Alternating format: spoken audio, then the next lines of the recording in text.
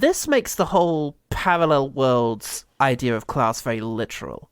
What other societal ill could we make just bluntly literal for a sci-fi premise? Men on one planet, women on another. Shit, that's actually really good. The women's planet is only 70% of the size. And they don't get any of the good snacks. That's amazing. But what is the fate of non-binary people? No, they're just stuck on the women's planet. They're just launched into space. There is a male planet, and then everyone else just gets stuck on the other tiny planet. Oh, yeah, exactly. Yeah. Yeah. Yeah, and it's all about trying to see... But there's a new formula that will help make the planets equisize. But only for an hour at a time and with very little internal logic.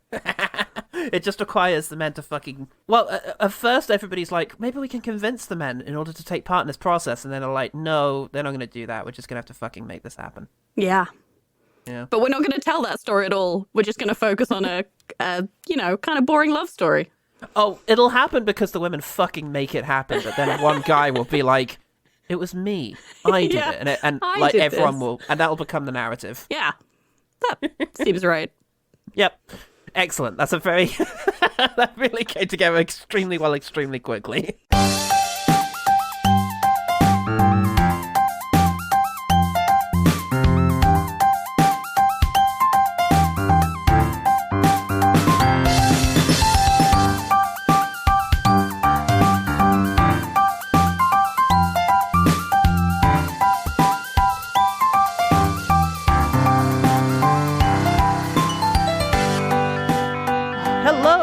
One Good Thing, the podcast that is actually stronger than gravity.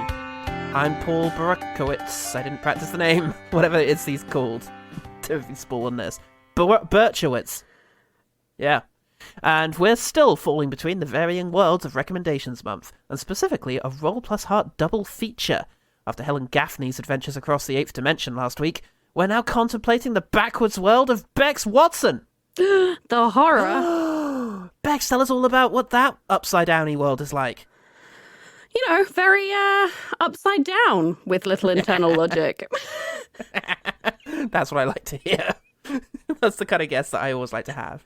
The ones who are just utterly incomprehensible. Yeah. Inconsistent. I'm an eldritch horror. Yes, and they have challenged me to put on my floaty slippers and tumble into Juan Diego Solana's 2012 romantic sci-fi film, Upside Down. I come from the only known solar system with 2 twin planets, each with its own and opposite gravity. Now, in our world, it's possible to fall up and to rise down. 3 thieves from down below arrested last week, raising interworld tensions. We don't go down to their world, and we certainly don't want them coming up to ours. Director Solanas is the son of a very important Argentinian director, Fernando Solanas, who co-wrote this manifesto called Towards a Third Cinema, which was one of several manifestos that developed this idea that, in addition to Hollywood movies and European auteur cinema, there would be a third cinema, which is literally everything else. So you can see why it didn't really... Not Hollywood, not auteur, but a third secret thing. Latin America, Everything Indian else. cinema... South American, Japan, fuck it, stick it all in, third cinema. So it wasn't an idea that that a lot of people, got behind, but it was more specific than that because it started off as this Latin American socialist idea that we reject the commercialism of Hollywood cinema and the personal, focus of European cinema and instead make it about collectives and social movements and inspiring revolutionary movement. So, yeah, he was not popular in his native Argentina. Yeah, I bet. He ended up fleeing to Paris with his son, director of this movie, where little Juan studied art history. They moved back to Argentina after it gets democracy, where Daddy Solanas continued to make political films with a much greater degree of freedom. Then he criticized the president and got shot 6 times in the legs. Oh, God. Uh-oh. So, after that, he makes a decision to go into politics, which I would argue is a very bold decision. Good Lord. So what got you into politics? Well... It's a crazy story. Madcap adventure. After that, he gets into politics and he holds various fairly important offices until he dies of COVID. So some people have no luck. Boy, what a life. Jesus Christ. Oh, God. So that's Dad. Son One has directed other films, but it seems like mostly kind of social realist stuff, kind of similar, in keeping with his dad's ideologies. Absolutely wrapped up specifically in Argentine society, it looks like. So this is a bit of an oddity. Unless Argentina? Yep. That's what it's called. Argentina, that's what it's called. I know foreign. Unless Argentina does have a giant floating alternate Argentina directly above it that's not been reported in the news. I believe I read that it was just inspired by a dream he had. Ah, there you go. That makes sense. I think he said he had a dream just about the kind of, I guess, like the image of these two upside down planets, and was like, yeah. Yeah, let's make that a movie. Yeah. They tried to get American funding, but didn't get it because of apparently cultural differences. Okay. So, mate, we can't relate to this. We only have one class. They aimed to get European funding, ironically, because they wanted it to be director-driven. So, what do you make of that, Dad? They settled for Canadian money, which is close enough. Yeah. Yeah, that'll do. Critics reacted to the film like piss on the ceiling. Ah, any idea who has to clean that up? I don't. We're gonna have to get a physicist janitor in here. Or just a really long mop handle, I guess. It's disgusting. I hate it. We're gonna have to wait. What if you invert the mop and get a mop from the down world? Then you can just drop it. It has just occurred to me then that, like, despite it being like this paradise where everyone up above is like super rich and great, they can't have any down below janitors or shit. That's true. And later on in the dance scene, there are people dancing on both sides. Yeah, there are rich people from down below. Yeah, listen. When I say that, I know this is the third time I've said very little internal logic, but look, you're gonna have to go with us on this. It's a strong feeling I have. It's fair. It's a very fair, strong feeling to have. And speaking of strong feelings, Anton Battelle at Sight and Sound, quality publication, reviewing the film as part of the Sci Fi London Marathon in 2014, the film festival, where it was the most expensive film of the festival that year, and became a pivotal point in his argument that bigger did not mean better. Says, the problem is that the physics here are patently ridiculous, and there is likewise no viable chemistry between stars Jim Sturgis and Kirsten Dunst. I mean, it's not wrong. It's not wrong. You're muddling physics and chemistry here. The physics are ridiculous, and the chemistry is lacking. But the biology is also... No, I actually have a biology point for later on in the film, so we'll get there. I think I might be able to anticipate what it is, and I'll be interested to see if we're arriving at the same thing. It pertains to how long a person could reasonably hang upside down. Yeah, I think we might be thinking about the same thing. Oh boy. Public, on the other hand, were naive enough to think they could change the world. Peter Nielsen at Google said, making the movie 30 or 40 minutes longer in the end would have earned it very well. So a waste of idea material, I would say. Idea material. All that idea material gone That's to like waste. something from like a David Lynch film or something. We must harvest the idea material. Honey, where did you put my idea material? Just you have to harvest it from liquefied I threw chickens. it out. Well, the film's just going to have to be 40 minutes shorter, and that's all on you. That's it. We've wasted the idea material. She accidentally took someone and had a really fucking amazing shopping trip. Like, she just wrote a shopping list on it, but she ended up solving several of the house's biggest, most fundamental issues. Oh, I wish that was a thing. If you got a finite amount of idea material, who were pitching another one of these on-the-nose commentary films? I guess the question would be, would you use it all up at once for one incredible idea, or just have lots of very reasonable ideas over your lifetime, you know? And is the material objectively great ideas, or is it just bringing out your true potential, so it might not be the They best? might still be shit ideas. Well, we're going to have to write a film, Paul. We have to get to the bottom of this. Looking at Threeman, the TV host in the bizarre game show segment is played by Don Jordan, who was in Pluto Nash and Chaos Walking.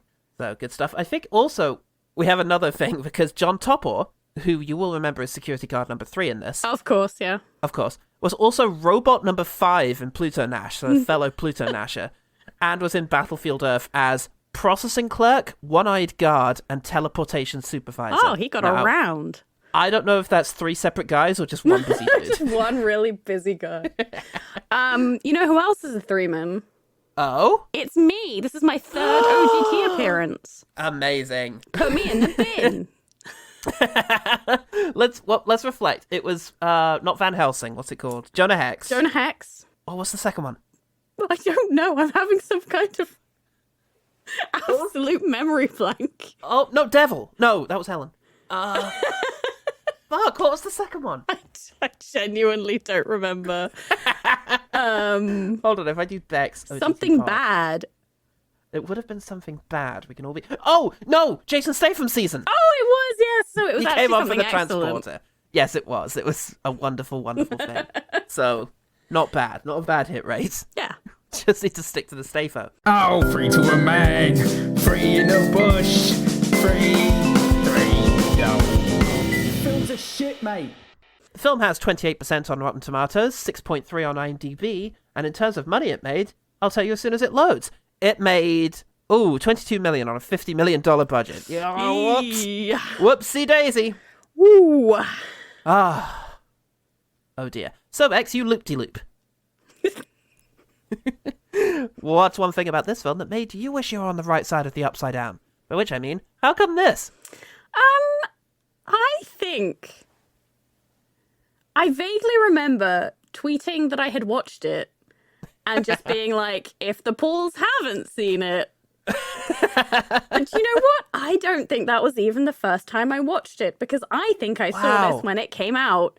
Back when kind of like romantic films was something that I actively sought out because it was that period of my life, you know? And I found some great little gems that I still absolutely love and no one else has ever heard of or seen. Yep. And also this. And I think it was just one of those times where it like popped up on whatever streaming service it was on and is no longer on. No, I had to pay for this. Yeah. I was like, I think I remember this, and sat down to watch it and was like, this is dreadful. And then I wanted to share the suffering. You know how it goes. Was this before the point where we were insisting that you come and share in the suffering you inflicted? I think it was. Yeah. Yep. I think I didn't caught a lot of people out that way. Expect it to re-enter your life in this way. to come back and bite me this way, but it's been a delightful consequence of given Yeah. sudden diminished availability. I accept the consequences of my own actions. So Oh Christ. Well, speaking of consequences of actions, we should there dive are on none in. in this film. Continue. There are none, so let's lay that out and talk about what happens in Upside Down. And yeah, the movie starts, and I get Invasion Planet Earth vibes from the visual effects and voiceover, so I get very scared. I get the feeling that I'm at the creepiest wellness retreat ever. Because it's all like gentle spa music and like a really soft voiceover in that tone of voice that's like, your body is made up. Oh God, it's so bad, and I can't quite pin down why it's so bad. It's just so cloyingly sentimental. It's worse than an American nature documentary. The universe, so full of wonders. I could spend hours and hours looking up at the sky. So many stars, so many mysteries. And there's one very special star that makes me think of one very special person. It's also just like so much exposition. Yeah, but also exposition, and also love is stronger than gravity, and just oh God, It's very B movie, isn't it? Like it really is. So, according to all known laws of aviation, love is stronger than gravity. so there are two worlds next to each other, I guess, that happen to also like. There's a city built around the point where they are closest to each other, and Yeah, which what's means going on? that they never rotate. So is there Yes, no they don't day-night rotate. cycle? They don't rotate because you can build a bridge across them. But okay, so things are drawn to their own world, no matter even if they're right on the surface of the other world, they are drawn to the gravity of their own world, unless, and the phrasing of it is, it can be offset by coming into contact with something from the other world, but then after a few hours it burns up. Unless it's people. People don't burn up. No, people don't burn up, that's fine. but any other matter is in trouble. So the upper world, which I guess is determined to be the upper world by some external perspective, is rich, whilst the lower world is poor. And I'm worried that the narration is going to last for the whole movie. Same, but also... Some people say the true lovers are one soul that is separated when it's born. And those two halves will always yearn to find their way back together. Well, to understand my story, you're gonna need to know the 3 basic laws of double gravity. Like, it's immediately the point of the film where I realized that, like, I can't suspend enough of my disbelief for this to work, because, like, the up above, the top planet is rich because of oil from down below, but doesn't it just immediately catch on fire? It gets there. But it's supposed to. You just have to get it into your car really, really quick. Like, if you refine something from the other planet, is that then okay? Or Christ knows. Well, I mean, how does the bee stuff work? It's anyway. Yeah, I have a note here that just says in capital letters "bees in space?" ? But also, oh my god, they have to travel through space to get from one side to the other. But also it's possible to fall up and to rise down. Surely that just means that up, what you're calling up, is in fact down on your planet. Like, oh god, I have no. I already have a migraine. We're 3 minutes into the film. So the frustration narration is coming care of our main character, Adam, who lives in an orphanage in spite of having a living aunt. Great aunt. Great aunt. Whoa now. And one day, he manages to throw a paper airplane into the other world. What about the first law of double gravity? Don't worry about it. He meets a girl in doing so. A little baby Kirsten Dunst. And they grow up and use ropes to meet up and make out. Oh, I see. So by offset, they mean you can, like, prop yourself up on things. For some reason, to me, it suggested some sort of transfer of properties where if you touch something from the other world. But no, you literally have to grab hold of something. Okay, you say that, but because I thought about this, right? My first note is this film immediately disregards its own premise when he throws an airplane he's made and it acts on the gravity of the other world rather than his own. Yep. But actually, when I thought about it, it is raining. He specifically said he went to go and find inverse rain, and he held the plane in the rain first. So I think having been in contact with the rain... Inverse rain? So... Yes, because he climbed right to the top of the mountain where which is outside of his atmosphere and into the atmosphere of the neighbouring world. Where he could, because the rain was going up past his hand. And he soaked the paper plane in it and threw it. So then So the plane got dragged down by the anti-rain. Okay, well, maybe it's because it came in contact with the inverse rain. But again, you really can't... I like it. It makes sense to me. Force logic onto this film. You can't do it. This would have been quite a good puzzle game. Like a Portal-style puzzle game where it's like, how do I press the button? I have a note later on about bits that I would want to play as a video game. Yes. If you do touch... Yeah, so you can prop yourself up, but if you touch something for too long, then it'll burn up because God doesn't like it. But not your clothes either. Your clothes are clothes fine. are fine. So, unless it's your shoes. So they get caught and shot at because, the difference between the world is harshly enforced, so you're not allowed to intermingle with the other side. And the filthy poor people all live down below, and we can't have them coming up above to steal inverse matter to heat their homes. Stealing our dunsts. It's just not an acceptable thing for them. So, they get shot at. Dunstan falls like 6 feet, and he gets arrested for being a filthy cross-worlder pervert. So they burn his aunt's house down, which is really unfair because she didn't even like him enough to get him out of the orphanage. And her house has to get burnt down. Man. And she gets taken away, never to be seen again in the movie. Whereas he suffers no consequences. No consequence. 10 years later, they've built a massive city in this place, it seems. And he's just working with bees, pink bees, that take pollen from both worlds without exploding somehow. Bees in space. Bees in space. And they create a honey that messes up the gravity. So he's trying to come up with an antidote to gravity, seemingly for the reasons of creating cosmetics. Because you can have a cream that gives you a facelift. He's got a weird, slumpy mannequin face that he tested on, and I'd like to know how he made it. Yeah, and White looks like an alien. Yeah. But he cycles past some kids who really want this uncharismatic man to play with them. He must be the best for some unpictured reason. Because he makes paper aeroplanes. Oh, that's it. It's because that makes sense. He can do cool shit. So he catches his Dunst crush on a game show from Upworld. That aspect doesn't really get touched on again. Yeah. But she's on TV. A super dystopian one where they're like raffling off the chance to get a job. That's the prize. Employment. Yeah. A job in Transworld, which sounds like a potential utopia, but it's not.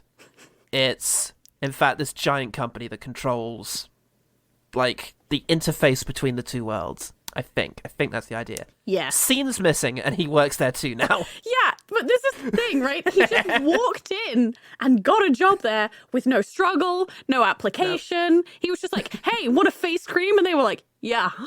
This shit's good. Okay, you're in. Because at first, I thought he was... I realized I didn't know his name. So when he walked in and was like, yeah, I'm new, Adam Couric, I thought he'd just stolen the identity of the guy who won the quiz show. Not yet. But then it was just him. He just works there now. Jesus Christ. Yes, he now works there. And yeah, thank God he's coming to save her, because Dunster's really just has nothing going on. She drinks sad, upside-down drinks. But I hope she passes that quickly or it'll just burn up inside of her, right? God. Right? Also, do they have to pop up and get the ingredients for that every time they want to make one? Because they can't store them, right? Nope, they can't store it anywhere without it catching fire. Some things, it seems to imply if you just keep it in a fridge, it's fine. Yeah, later on he's going to heat his home with something from the other place. So where's he keeping the stuff that he heats his home with? Yeah. I should note that this is the point where I start watching the film at 1.5 times speed, because I forgot that nothing really happens and I'm moving house in 2 weeks and I've got a lot of shit to do. So that's fair. So yeah, he's not allowed to make contact with the other side, but he's fallen in love with Timothy Spall. Beautiful romance. Hey Bob? You mind if I come in? Come in, sit down. Hey, want a cigar? Smoke? No, thanks. I don't smoke. Okay, fine. No one smokes in Transworld anymore. Yeah, well, I do, so...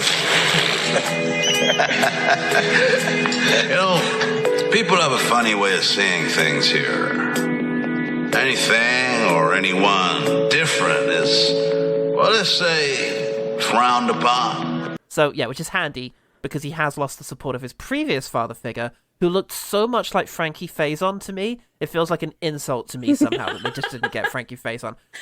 Fakeson, more like. But that guy is Blue Mancuma, who did used to voice Gigabyte in Reboot. So... Oh. I could have gotten you that patent, Transworld. Transworld is the worst thing that ever happened to us. And what, now you're one of them? Oh, come on, Albert. Those people are vultures. And you're going to give them your golden goose for peanuts? That's pretty cool. Also, he was Motorcycle Cop in Bingo, so he's a very, very recent two-man. It's really weird. It's like 2 movies later, he's a two-man. I did it on purpose. Oh no, you're following Blue's career. I'll make him a 3-man if it kills me. The Reboot movie's coming out next. Oh god. So, yeah, he demonstrates his cream. Adam does. He demonstrates his cream by taking a dog from Uptopia.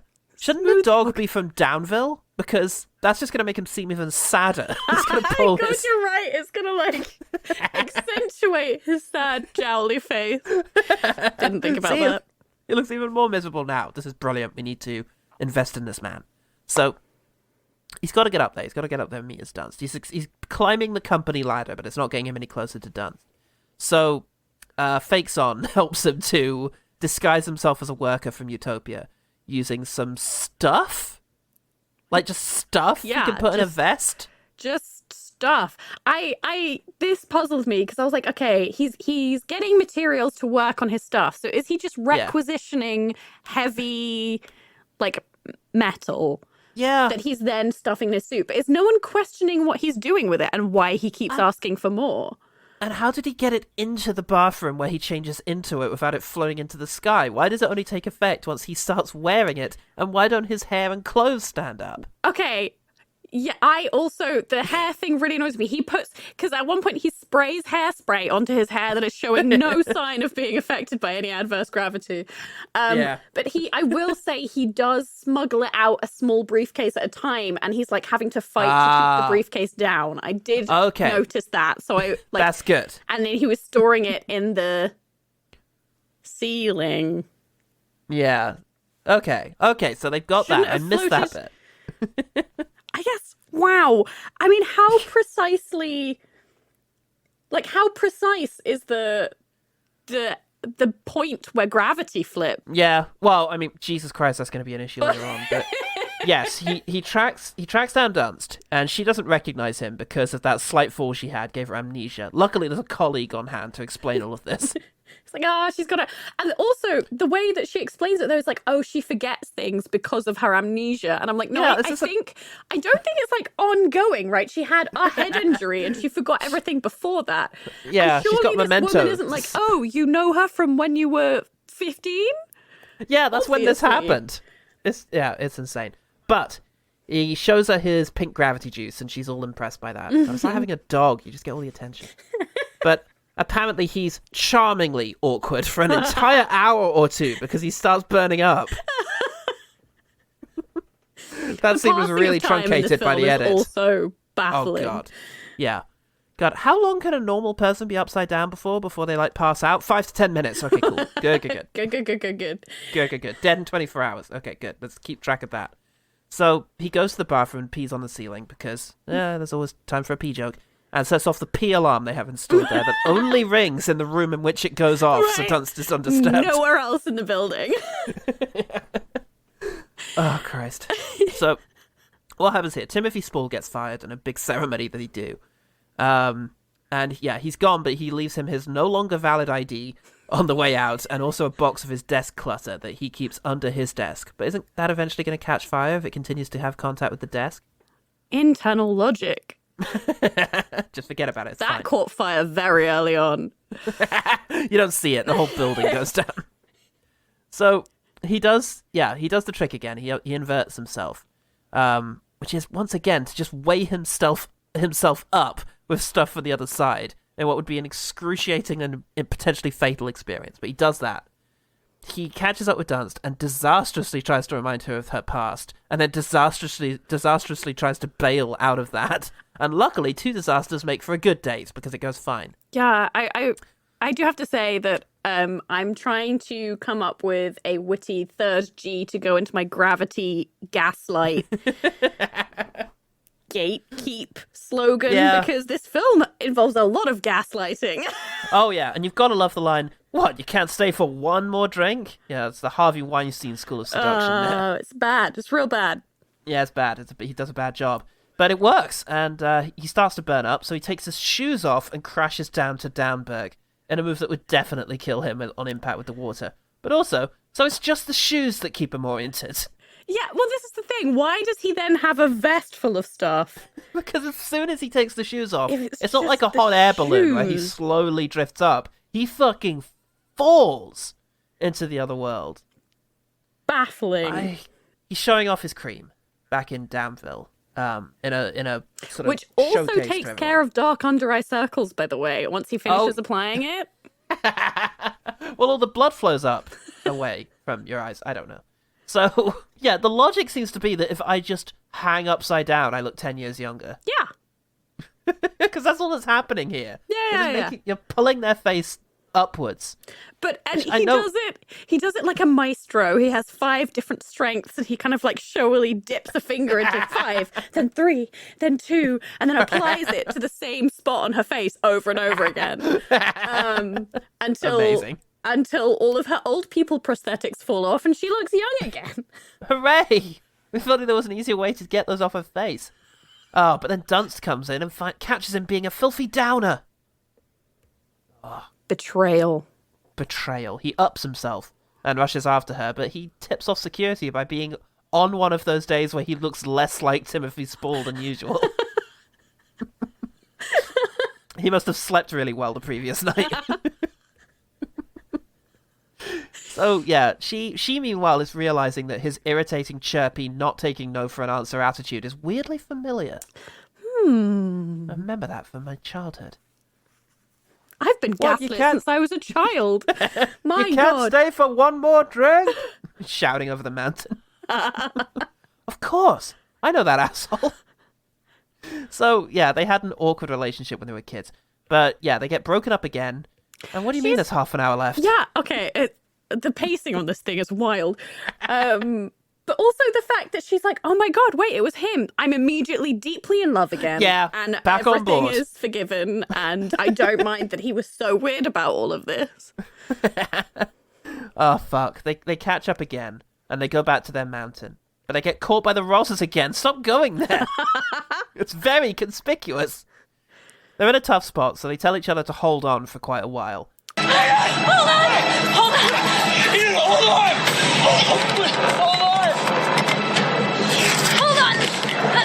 It doesn't do any good, though, because he lets go anyway. Oh, don't hold on, you said.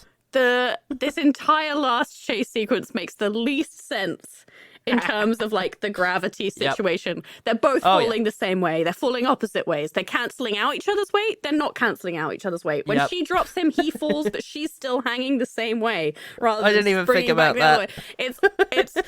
It's baffling. And then I'm supposed to believe that he didn't break his back just because he hit a tree instead of a mountain. Yeah, I have no idea what the fuck that was meant to be, because he survives. He survives somehow. He's fine. He's fine, and he goes back to his old life. And, yeah, it just looks like everything's lost. There's no way back. They're stuck in their own worlds. He gets and the threatened corporation. in a car. Yep. But that's right. They're like, give us the formula, and if you don't, we'll reinstate the charges against her, which we've dropped for some reason. And then they throw him out of the car before he can agree or give him anything. And he continues to not suffer any real consequences. Like, there was no reason for them to leave him alive, or at least not imprison him. They know that he's done this twice now. Like, I don't understand why they didn't already know he'd done it beforehand, because he got arrested for that. That was a thing that happened. Yeah. Must have been record. Well, they don't talk to the police force from down. It's filthy downers. So yeah, that's it. There's no way back. They're all doomed. That's a bit of a bummer ending. Oh, okay. I'll tell you what then. Spall perfected the formula so people can invert at will. Dunst is still in love with the main guy and is pregnant with twins. When and how did that fucking happen? The patent is registered in his name, so he's rich and society is fixed. Damn, that was a hell of an afternoon for Timothy Spall. He really sorted all that shit out quite quickly. My notes here are just all capital letters. I'm pregnant. We're having twins. That makes me special enough to just invert gravity forever. When did we have the sex? What is the timeline of this film? When and how did they have the sex? And why did the result not turn into a horrible fiery mess? It was, and what really got me was the fact that he was like, how long can you be here for? She was like, I don't know, maybe forever. And he was like, how? And she was like, I don't know. There's no reason. And I'm going to admit that because the scriptwriter also has no idea what the reason is. I just thought it would be nice. Love. Because of the power of love. And then he's like, society's fixed, but that's another story. Yeah? Should have been this story. That's a way more interesting story that was going on in the background whilst I was forced to watch you two undergo this weird love story. Yeah, that's the story his dad would have told. And he'd have been shot in the knees for it, for being too on the nose. Yep. Too obviously a critique of the Argentinian premier. We didn't realize yet the repercussions of what we had done. Our love would forever alter the course of history. But that's another story. So yeah, that was that. How did you find it this time around? Well, as previously mentioned, I watched it at 1.5 speed, which did improve it somewhat because... I can imagine. You know what? Nothing really happens in this film. Like, there's a lot of not much going on. Sturgis, bless his little... Oh, God. Everything is not a great romantic lead. Yeah. And his accent wasn't fantastic. We are the only known solar system with double gravity. Two twin planets whirling together around one sun, but each with its own and opposite gravity. No. I struggled through that. And yeah, I do think it was a waste of idea material because... It's kind of a cool premise, I guess, if you wanted to put some thought into it. And especially given that you've shown us that there's a cool social, like, story going on in the background here that's way more interesting. And it limited itself so much. Like, they only built, 3 sets, and everything was either on one floor of the Transworld offices, in his down below sad, warehouse place, or in that cafe where people were dancing on both the floor and the ceiling. Yeah. And I was like, there must be so many other cool things you could do with this, and you simply didn't. Yeah, absolutely. It's just insane. And it comes along to a comparison I'll make in a moment. But, I mean, firstly, I will say I pointed out a lot of plot holes and inconsistencies with the rules it lays out, just for fun. Honestly, I tend not to care too much about that kind of thing in movies. I, for example, love Tenet. I'm quite happy with a vaguely defined set of rules that only make sense when they need to. Same. If I'm enjoying myself. That's the thing, right? Because I think I used to, when I was much younger, I would be that person who'd be like, technically, because this has happened. And I grew out of that because it's obnoxious, but also because suspending your disbelief, even past the point of necessarily internal logic, is fine if it's enjoyable and interesting and not used as a kind of get out of jail free card because you've written yourself into a corner. If it's done in an interesting way and it engages you, then you know what? I'll take it. And I might laugh about a plot hole and be like, it's funny that this happens, but still enjoy it. But I think the crime of this film is that it didn't do it interestingly. No, it really and there's nothing was else happening. There was nothing to mitigate the fact that it's not so that something super cool can happen. It's just there.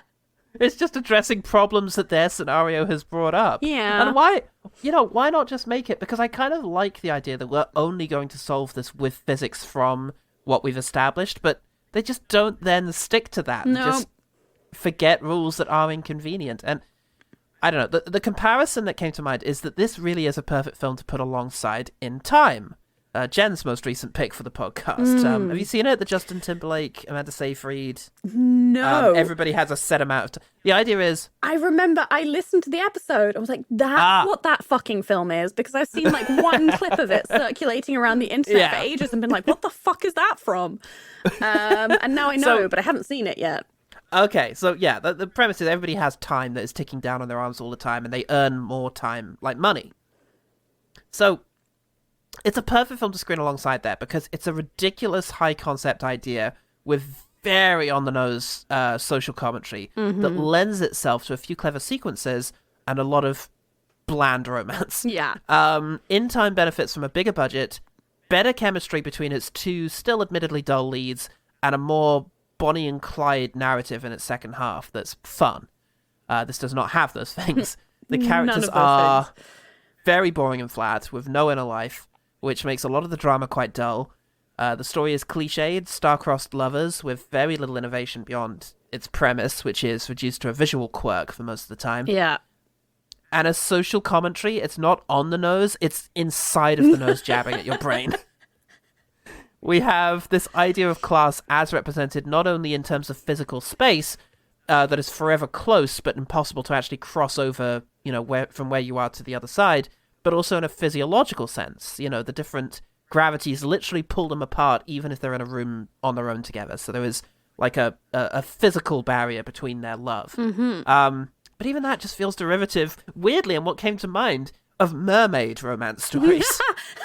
Of which there is a lot for some reason since Splash. But, one person needs to live under the sea, the other can't live under the sea. And so there's this, physiological difference that prevents them from being together. It feels like that. It's the same kind of barriers. And so it also has this weird effect of implying that class division is a natural state of affairs that must be overcome. We don't get to find out much about the powers that enforce this, because the sinister company at the thing just wants to exploit the situation for profit. Yeah. But unlike In Time, there's nobody arbitrating this or enforcing it. Yeah. It's just the way the world is. Why has there not been an anti-gravity revolution yet? That's my real question. Well, indeed. And they have oil raining down on them all of the time. What a miserable fucking way to live. But also, the entirety of Down Below is like a bombed out shell. Right. And it's kind of like, he's at one point, he's like, oh yeah, there was an explosion and my parents died. And I was like, did everyone die? Did the whole city blow up? Like, what's going on? What the Why fuck do you happened? live like this? I think there was so many, like I say, it was almost like having a locked off frame of this boring romance, but in the background you could just see tantalizing hints of more interesting stories going on, but you couldn't follow them.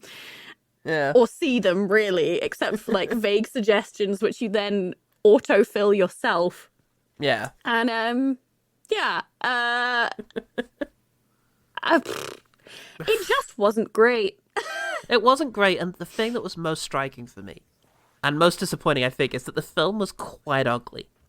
It was so dark all of the time. It was very dark, and in spite of the ambitious design on certain shots, which I will mention in quickfire because they're basically the things I liked about the movie, the whole movie is digitally color graded within an inch of its life. Yeah. There's not a natural bit of lighting in this movie, and in particular the blues and yellows and consequent muddy greens that fall between them. It gives everything this ugly sheen that made even the real stuff feel fake. It's a very noughties look, and it smacks of low-budget, poor-quality filmmaking for me. And the thing that I really especially didn't get about it, I mean, I guess why they did it for Down Below. They were like, we want this place to look miserable and bland and horrible. It's horrible to live down here. Everything is the same shade of blah. Fine. Yeah. But Up Above looked like that as well. Yeah, exactly. There's not a distinction there visually made. They just both look hideous. Lack of colour in this film. Everyone was wearing black or grey or occasionally white all of the time. Yep. There was no colour.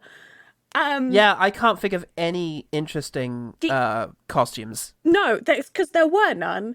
And the only time I remember being like, oh, wow, it's colourful, is her fucking upside down drink, which is blue. And that's it. That's it. Yeah.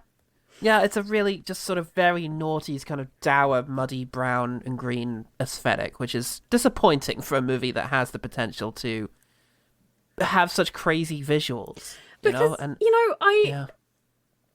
don't know if I'm being too generous in wondering if it's, because there is at some point he does say, everyone's like, oh, they say it's like paradise up there. And he's like, just because people are rich doesn't mean it's paradise. And it's like, okay, well, maybe that's interesting. Is everything kind of grim visually up there too? Because you're saying that even that kind of upper class can have been stripped of its rights by a fascist regime, even though they're partaking in the excess. That doesn't mean that actually they haven't also had their rights and, this world kind of shaped around them in a way that negatively affects them. But also I feel like I may be giving that too much.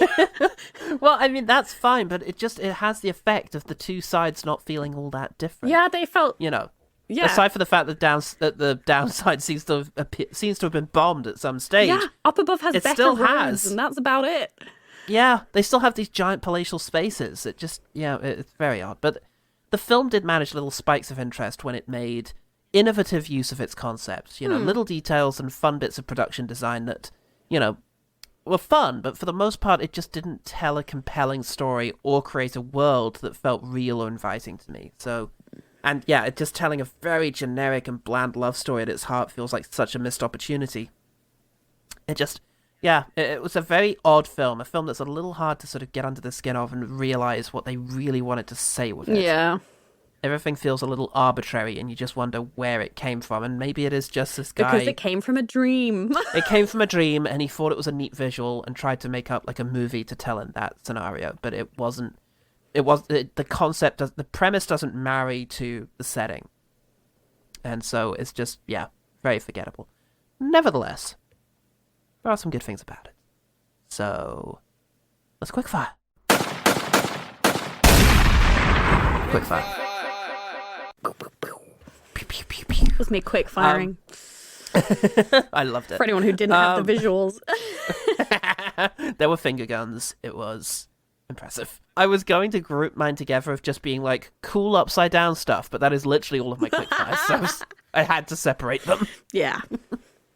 My first one is just some of the double world visuals are good. I think I meant like when they show like a horizon on top of a horizon or like a city on top of a city. I definitely have that. I think there are a few shots of some of the kind of like wide landscape shots where you kind of realize after a second that the sky is another landscape. Yeah. Which is upside down. Yeah, it's pretty cool. Big scale. There's like the bit in Interstellar where they go underneath an ice thing and there's like another landscape. God, I love Interstellar so much. Interstellar's really fucking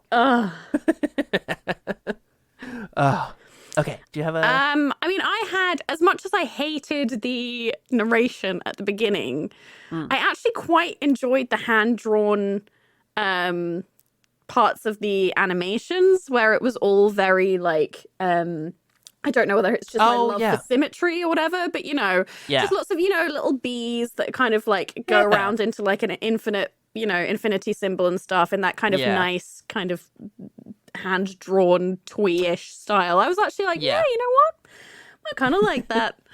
You gotta love an animated opening sequence. Yeah. I was gonna cite Watership Down as an example because the whole thing is animated, but the intro is like in this other animation style. Yeah. And it's just like, I love it when they do that. Even Black Panther weirdly did that with little animated intro sequence. I didn't see it. I like it. I like that. There's a nice set that they use, I think, an actual physical set for the pawn shop where he works. I think it's a pawn shop because you see some woman like trying to basically sell otherworld stuff. Yes, paying off her debt with matter that will combust in a matter of hours. Yeah. Seems odd, but yes. Yeah, which somehow she has acquired. So, yeah, but that set was nice and reminded me of another movie that was too big for its boots in terms of ideas. Last year's Reminiscence, a film from Lisa Joy, who did Westworld, had Hugh Jackman in it. I don't think I even heard of this. No, it was released quite small. It's this weird kind of... It feels like straight to DVD, but sometimes they get into cinemas. There was one that was apparently quite good, Predestination with Ethan Hawke. That also looked like this similar kind of cheap sci-fi thing, which I didn't see, but was meant to actually be good. It rings a bell. That one was meant to be good. Yeah. The weird world of like sci-fi B-movie, modern sci-fi B-movie is very interesting. And this set spoke to that. Yeah, I will admit that I did quite enjoy them dancing on the ballroom ceiling.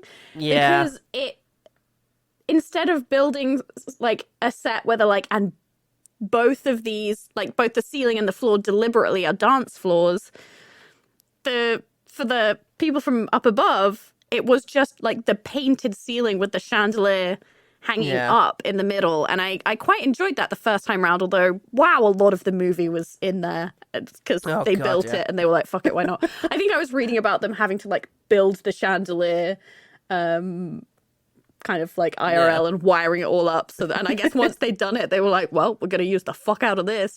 But I did quite enjoy, I mean, part of me was like, how is that paint still there? It's not even sealed. It's a ceiling. Yeah. But, it was quite a cool visual. And then kind of seeing the couples spin around above them, that was kind of a cool moment. Yeah. No, absolutely. Yeah, there was a cool sequence, and I did like her upside down drink. I like the idea of it because it's a glass. I had to think my way around it because there's an upside down glass with liquid in it pooling at the top. And I was like, why wouldn't the glass float away? Oh no, it's a glass from up that they've turned upside down to pour drink from down. And so the drink pools at the top of the upside down glass. Yes. That's cool. That's kind of a thinker. Yeah. That's a nice little detail. And I like the idea of a facelift cream that is made of like obviously it's ridiculous. A facelift doesn't literally mean your face is being pulled directionally upwards above your head. But it's still a cute idea that they came up with, the idea that an application for a cream that makes you defy gravity is to use it for facelifts. I enjoyed that they were like, oh, we're also developing an option for breasts and buttocks. Like, hell yeah. Get you a temporary butt lift by just anti-graving your butt cheeks. Amazing. Could it also? No, that's the dumbest thing I was... Sorry, I nearly said the dumbest thing I ever said. Would that be a substitute for Viagra? Yeah, your flaccid cock just pointed directly upwards would be a perfect substitute for Viagra. Maybe not the most useful application. Look, we're brainstorming, okay? This is new to us We all. just throw it at the wall, we see what sticks. Throw it at the ceiling, see what stays up there. So to speak. I did write just the word smooth dog because it did make me laugh. The smooth dog. When the first time he tried out the beauty makeup was on, like, I don't know what breed it was, some kind of like bloodhound maybe, one with the like really wrinkly jowly faces, and for a moment it was just like a horrifying upside down smoothly CGI'd dog, and that it dog's made so me hot laugh. now. We have to have this cream. It was just such a bizarre choice as like a first, because he had specifically like a little fake wrinkly face. Why didn't he use that? Why did he put it on a dog? Well, why not just get a younger dog for because that sequel? that was his first, as far as we're concerned, that was his first live trial, just slapping it on a dog in front of a panel of his superiors. Yeah. Like, God. Yeah, he looks a bit nervous when he puts it on. Like, he doesn't quite know what this is going to do, and I anticipated some horrific dog mutilation. Dog's fine. Lives with Timothy Spall now. Hooray! A great outcome for any of us. I do like that when he falls up out of a door at one stage in a moment that looked fairly expensive. Like, he's on the ceiling running, and he goes for a door, and there's nothing on the other side, so he just kind of, like, yoinks down. And in order to reference the third Christopher Nolan movie of the day, it was like Inception. It just felt like a cool, like, Gravity moment. Or that bit in the Dungeons and Dragons movie that we've both just seen, where she flips through the mirror. Yes, or when he reverses the gravity in the church. Yeah. Gosh, so much stuff. gravity today. I just quite enjoyed Timothy Spall.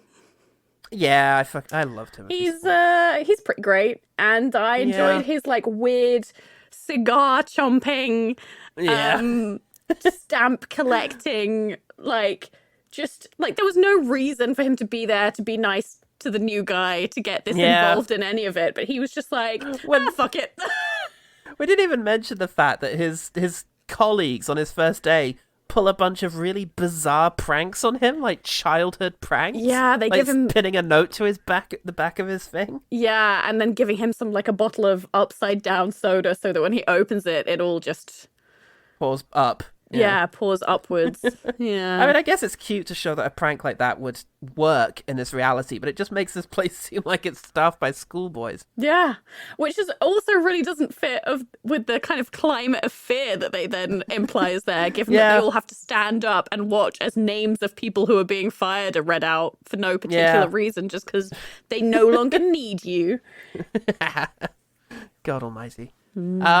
Okay, the shot of him flying out of one ocean into another ocean was quite cool. Yes, I have written down, okay, that one shot of the ocean jump is pretty cool, fine. Yeah. Because it was like, one shot. It was very like, good. I mean, well, it made from one practical standpoint, as discussed earlier, he'd die.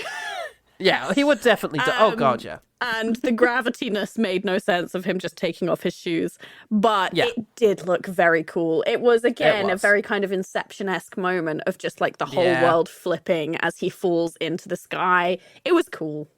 It was. You have to appreciate that. I think we've already said this, but yeah, the idea that now that you've introduced the idea and made it very clear that inverse matter will start to heat up and burn once it's, in contact with something from the other place. The idea of just putting a screw in, like a big metal bolt to a boiler, and the contact with the boiler will make it glow red hot and you can heat your home with it, was good. Yeah. That is a clever idea.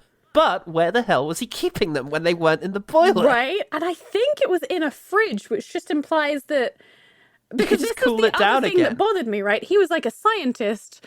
Or he's shown to be like a scientist and an inventor. And when he made himself a little waistcoat full of metal, he didn't think, should I add cooling coils? Yeah. He walks around that place like Mr. Timothy Freeze. Spall was like, don't ask why I have this pre-existing like straitjacket in my home, but I've made a better version for you that will keep it cool. Yeah. And I was like, why didn't he do that? It's really fucking obvious because they even said to him, if it gets too hot, just splash water on it. Yeah. Okay, so why not just run a tube of cold water through? You know, like Yeah, okay. If you know, if gamers can figure it out for their roots, right? then Make yourself you into can a figure little this out. water-cooled PC. I don't think this is something that I was necessarily supposed to enjoy, but the weird fucking little smile he does every time someone catches him doing something strange, like tucking in his shirt, walking out of a room, or peeing onto the ceiling. It's the same smile every time, this kind of like awkward, like, oh, hi, like the kind of, you know, I don't know my colleagues very well and I'm just tightening my lips kind of smile. But he does it with like a little nod, and he always kind of turns towards them as he backs away. And I'm like, what a bizarre choice. But I kind of enjoy it. Oh god, yeah. It's just unsettling. What an unsettling if man. I like bumped into someone, they were coming out of the bathroom, they had both of their hands like down their pants, they gave me that smile and then continued to make eye contact as they backed away, I would call security, but call security and ask to borrow their gun. Yeah. It's fair. There's a moment near the end where Timothy Spall is perfecting his ability to make a little pink bubble that doesn't react to gravity, which he needs to do. And there is a goldfish in it that he has put in it. And at the point when he creates this, the goldfish looks terrible. It looks like a cartoon. The bubble looks terrible. And Timothy Spall looks so delighted with it. He does that big lopsided kind of open mouth, like, joy at this thing, and it just looked like a screenshot from a Spy Kids movie. It really did. Yes, that is exactly the vibe. Yeah. So I was quite happy with that. I'm not sure this is necessarily a good thing, but I do just want to comment on it that there is, in the scene where he is in Timothy Spall's garage receiving his straitjacket, it is the one and only time in the film where he is, like, the actor is clearly actually upside down on set. Because I know I was looking it up, and a lot of it, as they did as, like, side-by-sides, right? When there was, like, upside-down things.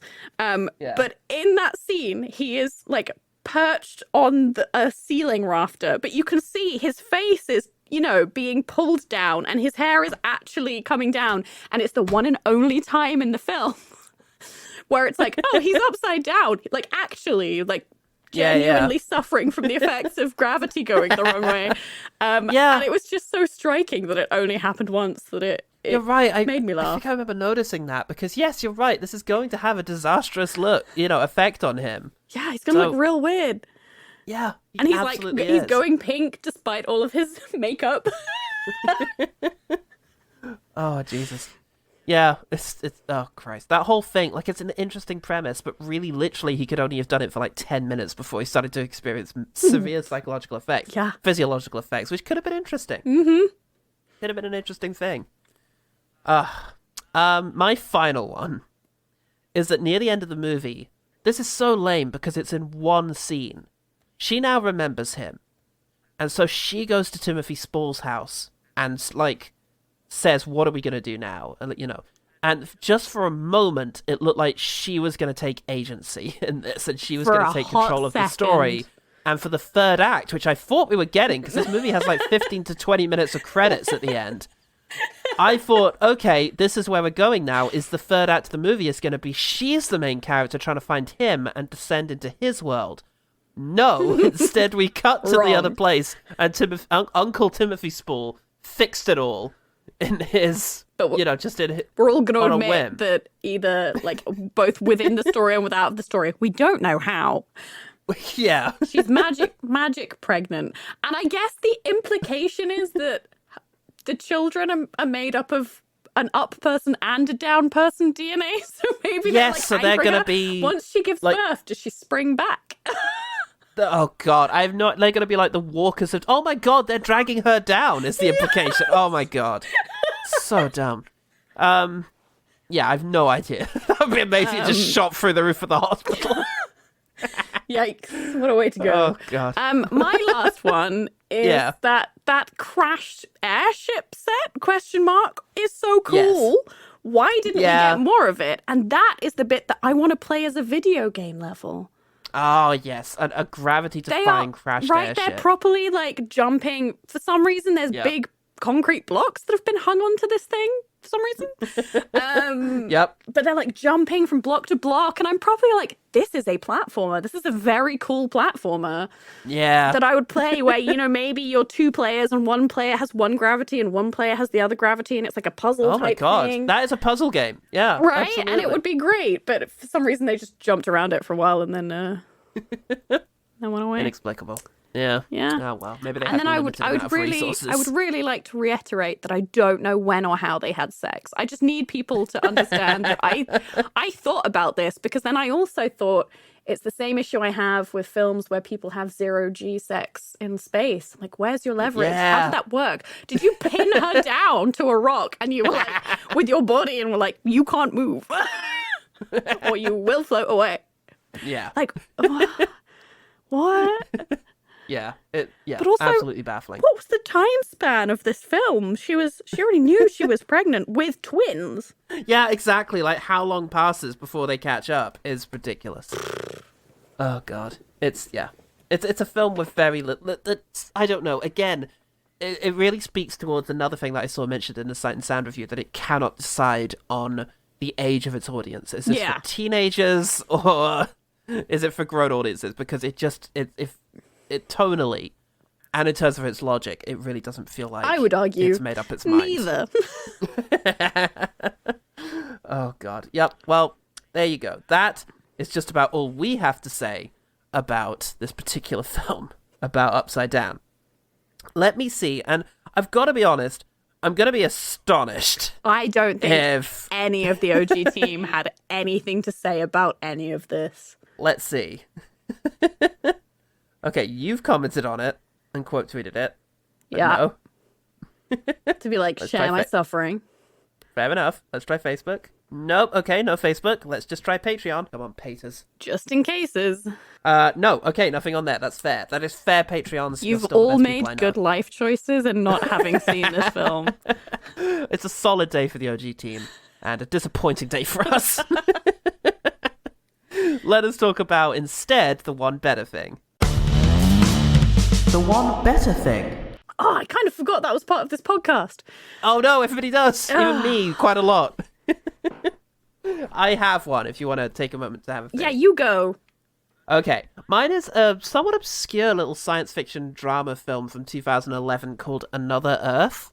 I quite liked it. It was a movie by Mike Cahill, and it starred Britt Marling. Sorry? No, Britt Marling. I was right the first time. Who is that? I'm Googling. She looked for just a moment like she was going to be a really big deal. Oh, yeah, I remember her. Yeah, she was around for a bit. She was in Sound of My Voice, Another Earth, Arbitrage, The East, and I think that was basically the ones that I really noticed her in. And I really liked The East as well. That was an interesting sort of eco-terrorism thing. Then it seems like she got involved in a science fiction television show called The OA, and that's basically where she's been. Yeah, because that got pretty popular though. I haven't seen it. I haven't seen it either. I might have to, because I do like Britt Marling. Anyway, this film, Another Earth, is about a woman. She is a promising young woman. Then she does a drunk drive. Oh, not a drunk drive. As you'd expect, immediately causes issues. But so gets out, and she goes to try and apologize to the family of the person that she killed. But she ends up sort of awkwardly becoming their cleaner instead, because she chickens out of a confession. But whilst this is happening, another Earth has appeared very close to ours, traversable. We can get to it. And it appears to be a mirror of our world, but we haven't made contact yet. And there is a competition going on to see who's going to go and meet the other world. So, as if in real life Elon Musk wouldn't just be powering his way towards it. Yeah. Oh, Jesus Christ. It would be miserable in the real world. Luckily, this is a science fiction utopia. And so, yeah, it's just about her relation with It's basically about her relationship with the possibility of an alternate world in which different decisions were made. So, the sci-fi-ness of it doesn't play a huge role, but it's just kind of there, and does what you kind of hope a sci-fi concept will do, which is offer an interesting point of comparison for real-world issues and how we think, and literalizes something that we all sort of deal with, which is the idea of sort of paths not taken. So, yeah. I thought that was interesting. I have had time to think. And I'm going to go with another kind of vaguely sci-fi concept romance, but one that I actually enjoy, although I haven't seen it in a very long time. So I hope I'm not making a fool of myself and it's not actually dreadful. But that is 2006's The Lake House. Oh, wait, with Keanu? Yes, with Keanu and Sandra. Yeah. Yes. Who we're both on first name terms with. Where they both live in the lake house, but at different times. And the mailbox they communicate, yes, through the mailbox, and they fall in love over letters, and it becomes this thing of like, well, why can't we just meet up if it's just that we're living in this house, but in slightly different times. And it becomes that sort of star-crossed lovers who are separated by some kind of sci-fi concept that they must overcome. And you know what? I haven't seen it for very many years, but I loved it as a teen, so I'm gonna go with that. It sounds like one of those movies, because I think when you're a teen, you love that kind of high concept. Yeah. And again, that's probably why this movie should have been aimed more specifically at a teenage market, because I feel like you do want that kind of puzzle movie, high concept kind of thing when you're a teen, and if they're going to be the most susceptible to using it in the context of telling a cheesy love story. Yeah, maybe this was just a teen movie that didn't quite nail the teen aspect. And The Lake House does only have 35% on Rotten Tomatoes. Okay, well, we'll be welcoming Becs back when they decide to review The Lake House. When you reach that point. Ooh. Look, we love a bit of Keanu here. We do love Keanu, it's true. We love any amount of Keanu, and I think you'd be hard-pressed to make a worse movie than Sweet November, the last Keanu movie that we reviewed. True. It's a hot dog! The one better thing. Excellent. Okay, Bex, how can people find out more about you and your endeavors? They can look up to the sky where I'm floating ominously above them in reverse gravity. Spinning terrifyingly out in space. If you enjoy listening to me and my bad jokes, I am on the queer actual play podcast Roll Plus Heart, where we play various indie TTRPGs to tell silly queer stories that sometimes get kind of emotional, because some of us, not naming any names, it's me, are drama, just full of drama. Absolute messes. You can also find me on Twitter at Starling_Dust, or I have a coffee, Starling Dust, where you can buy stickers and prints and colouring pages and all sorts of other fun things. Absolutely. Yep. If you're in any way a fan of our role-playing game, Quest Fantastic, then you've got to listen to Roll Plus Heart as well, because there's a lot of the same people involved, and it's just brilliant. Otherwise, I come and find you. Absolutely. Our characters will hate you, and you can't deal with the emotional impact of having Grumpo Dewclaw mad at you. It's too depressing to think about. Don't do it. Go over and listen to that. And if you enjoy that, well, then you might also enjoy the thing that you went there for in the first... Fuck, I can't make the double logic of that make sense. Let me try again. And then, having enjoyed that, and you think, that was pretty good, you can come back and listen to Quest Fantastic, because that's also a podcast that we do. But in order to find out more about that, just Google Quest Fantastic. I think we have pretty good SEO on that ridiculous name. Oh, yeah. Less good SEO on One Good Thing. So search ODT Pod in order to find out more about us and what we're up to. We've also got a Patreon where you can hear all sorts of stuff, including a zany idea I have for a thing to do with Becs. So go over and find out what that was. I forgot to plug our website. It's rollplusheart.co.uk. I spent a lot of time making it. It's very pretty. Please go and look at it and appreciate it and read all the things I write there. We don't have a website. I'll make one for you if Please you pay me. Oh, shit. There's always that. Damn capitalism. I will take payment in Kit Kats. The vegan Kit Kats that they came out with. If I can pay you in Kit Kats and Jason Statham movies, then you've got yourself a deal. I think we're going to be okay. I'm Paul Pat. I'm Upside Down. And remember, the one good thing about Upside Down is like two mountains on top of each other. It's crazy.